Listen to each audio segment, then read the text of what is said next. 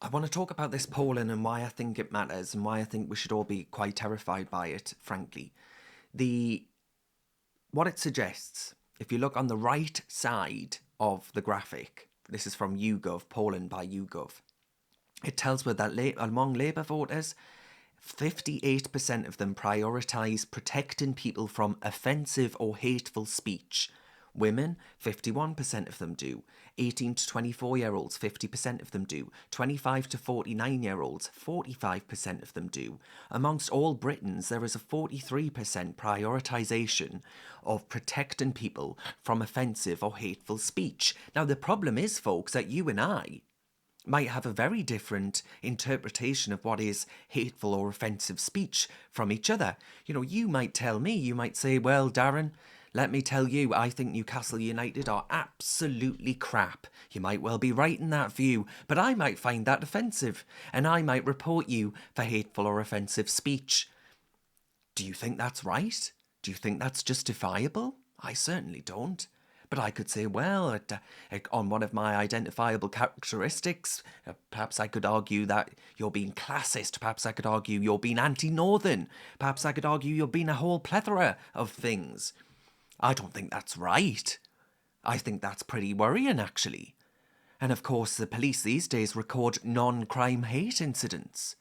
So I could accuse you of a vexatious charge. That charge could amount to nothing because, of course, it isn't criminal, thanks be to God. And you could still find one of these non-crime hate incidents against your name come up in a deep background search against your name.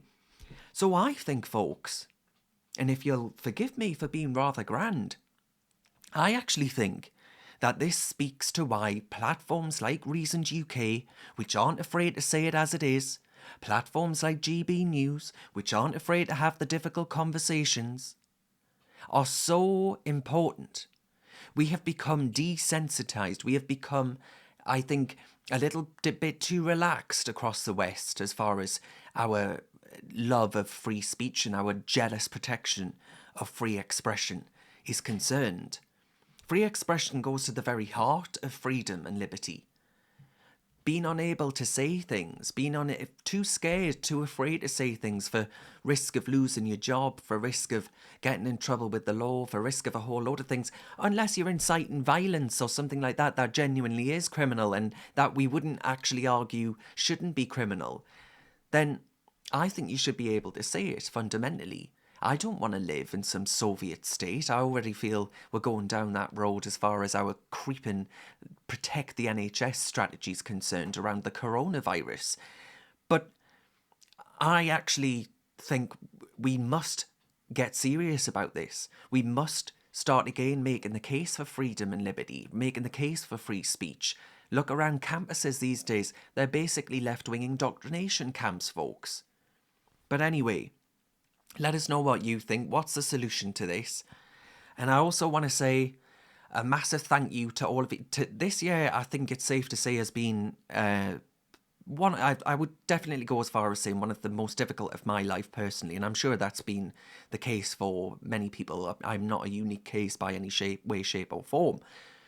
But it's been difficult. But the support, the donations, the views, the emails, everything that you lot have offered, reasoned me over the past year has been absolutely phenomenal. And I really, really do wish you all an absolutely phenomenal 2022 and a fantastic Christmas.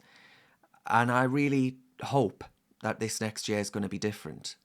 But the fight ain't going to be over, folks. If anything, the fight is going to ramp up. The fight for freedom, for liberty, for common sense values, for conservatism, all of these things that I think are so very important are going to be, I think, at the forefront of, if not extinction, they're certainly in threat throughout 2022. So it's going to be one hell of a year. But I hope I'll have yous all by me side for another year and joining us on me GB News show as well. That'll start next month too. So again, I wish yous all the very best and have one for me, will you?